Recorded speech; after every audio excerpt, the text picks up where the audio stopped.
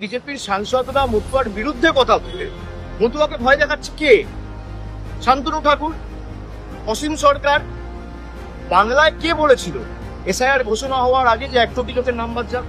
বিজেপির নেতারাই তো বলেছে ড্রাফট লিস্ট পাবলিশ হওয়ার পর দেখবেন সংখ্যাটা যখন অ্যাকচুয়াল বেরোবে ফাইনাল ভোটার লিস্টে 1 কোটি নামই বাদ যাবে। বিজেপি তো টার্গেট সেট করে দিচ্ছে ইলেকশন কমিশনের জন্য। এরা কিভাবে কথা বলে? কেউ বলেছে 1 লক্ষ নাম বাদ গেলে বাদ যাবে, কেউ বলেছে 5 লক্ষ মতুয়া ভাইদের নাম বাদ গেলে বাদ যাবে, কেউ বলছে 1 কোটি বাঙালির নাম বাদ যাবে। যারা আমাদের রোহিঙ্গা বাংলাদেশি বলে তাগিয়ে দিয়েছে, আজকে ড্রাফট লিস্ট থেকে যে 58 লক্ষ লোকের নাম বাদ গেছে তাদের মধ্যে কতজন রোহিঙ্গা আর কতজন বাংলাদেশি? আজকে তো 1 মাস হলো। আমি 31শে ডিসেম্বর দিল্লিতে গেছিলাম নির্বাচন কমিশনের সাথে বৈঠক করতে। আমরা দাবি রেখেছিলাম 1 মাসের মধ্যে প্রকাশ করেছে।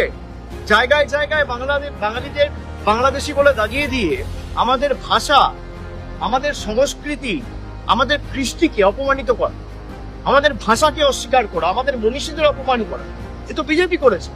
আপনি আমাকে গালাগালি দিন, মমতা বন্দ্যোপাধ্যায়কে গালাগালি দিন, তৃণমূলের যে কোনো লোককে দিন, আপনি বাংলার 10 কোটি মানুষকে লাইন দাঁড় করে দিচ্ছেন তৃণমূলের সাথে লড়তে না পেরে, জোর জবরদস্তি। সেই লজিক্যাল ডিসক্রিপেন্সির লিস্ট তো আলটিমেটলি সুপ্রিম কোর্টের হস্তক্ষেপের কারণে আপনাকে প্রকাশ করতে হলো। ইলেকশন কমিশন অনেক জায়গায় বলে দিচ্ছে এবং কিভাবে আড়াল নেওয়া যাবে না।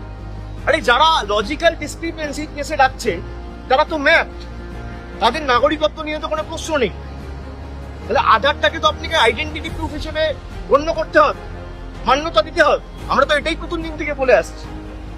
যারা এসআইআর করে মানুষকে ভীত সন্ত্রস্ত ভয় দেখাতে চেয়েছে, তারা আজকে বুঝতে পারছে যে এসআইআর করতে গিয়ে তাদের পায়ের তলার যেটুকু মাটি ছিল সেটুকু ছড়ে গেছে। বিজেপির যা ভোট শতাংশ ছিল আগামী দিন দেখবেন কি অবস্থা হয়।